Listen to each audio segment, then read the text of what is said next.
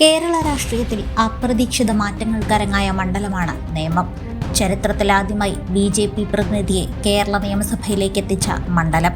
തിരുവനന്തപുരം താലൂക്കിൽ ഉൾപ്പെടുന്ന തിരുവനന്തപുരം നഗരസഭയുടെ 37 മുതൽ 39 വരെയും 48 മുതൽ 58 വരെയും 61 മുതൽ 68 വരെയും വാർഡുകളാണ് ഇതിലുള്ളത്. നിലവിലെ വോട്ടർ പട്ടിക പ്രകാരം 87,553 പുരുഷ വോട്ടർമാരും 81,809 സ്ത്രീ വോട്ടർമാരും ഭിന്നലിംഗത്തിൽപ്പെട്ട 9 വോട്ടർമാരും ഉൾപ്പെടെ ആകെ 1,69,371 വോട്ടർമാരാണ് ഇവിടെയുള്ളത്. തെരഞ്ഞെടുപ്പ് ചരിത്രമെടുക്കുമ്പോൾ നേമം UDF-നും LDF-നും തുല്യ അവസരം നൽകിയിട്ടുണ്ട്. 1987 CPI-യുടെ M സദാശിവനെ കേരള നിയമസഭയിലേക്ക് അയച്ച മണ്ഡലമാണിത്. PSP സ്ഥാനാർത്ഥിയായ P വിശ്വംഭരനെ 1839 വോട്ടുകൾക്ക് പരാജയപ്പെടുത്തിയാണ് M സദാശിവൻ അന്ന് തിരഞ്ഞെടുക്കപ്പെട്ടത്. പിന്നീടങ്ങോട്ട് LDF-നും UDF-നുമൊപ്പം നേമം മാറി മാറി നിന്നു. 1982 K കരുണാകരനെയും നേമം ജയിപ്പിച്ചു. അന്ന് നേമത്തിനൊപ്പം മാളയിലും മത്സരിച്ച K കരുണാകരൻ രണ്ടിടത്തും വിജയിക്കുകയും ചെയ്തു. മാളമണ്ഡലം നിലനിർത്തിയ കരുണാകരൻ നേമത്തെ കൈവിട്ടു.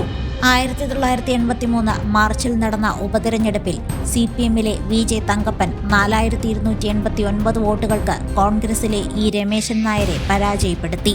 പിന്നീട് നടന്ന 3 നിയമസഭാ തിരഞ്ഞെടുപ്പുകളിലും തുടർച്ചയായി കോൺഗ്രസ് പരാജയപ്പെട്ടു.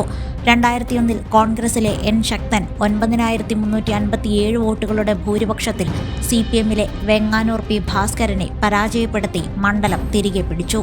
3 മുന്നണികൾക്കും ഒരുപോലെ സാധ്യതയുള്ള മണ്ഡലമാണ് നേമം. തലസ്ഥാന നഗരിയിലേക്ക് ചേർന്ന് കിടക്കുന്നതുകൊണ്ട് തന്നെ വികസനങ്ങൾക്കാണ് ഇവിടെ മുൻതൂക്കം. സ്ഥാനാർത്ഥിയോ ചിഹ്നമോ ഒന്നും ജനങ്ങളെ അത്രത്തോളം ബാധിക്കുന്നില്ല. പകരം വിദ്യാഭ്യാസം മുതൽ അടിസ്ഥാന സൗകര്യ വികസനം വരെയാണ് ഇവിടുത്തെ ജനങ്ങൾ ലക്ഷ്യം വയ്ക്കുന്നത്. 2026 നേമത്ത് ത്രികോണ മത്സരമാകും നടക്കുന്നതെന്നാണ് വിലയിരുത്തൽ. LDF സ്ഥാനാർത്ഥിയായി ഇത്തവണയും V ശിവൻകുട്ടിയാണ് മത്സരിക്കുന്നത്. NDA-യിൽ നിന്ന് രാജീവ് ചന്ദ്രശേഖറും പോരാട്ടത്തിനുണ്ട്. UDF സ്ഥാനാർത്ഥിയായി ശബരിനാഥും അംഗത്തിനിറങ്ങിക്കഴിഞ്ഞു. മണ്ഡലത്തിനായി നിരവധി വികസന പ്രവർത്തനങ്ങൾ ചെയ്തുവെന്ന അവകാശമാണ് ശിവൻകുട്ടി മുന്നോട്ട് വയ്ക്കുന്നത്. 2014 മുതലുള്ള ലോക്സഭാ തിരഞ്ഞെടുപ്പുകളിൽ നേമം നിയമസഭാ മണ്ഡലത്തിൽ എതിരാളികളെ ബഹുദൂരം പിന്നിലാക്കി BJP ബഹുദൂരം മുന്നിലാണ്.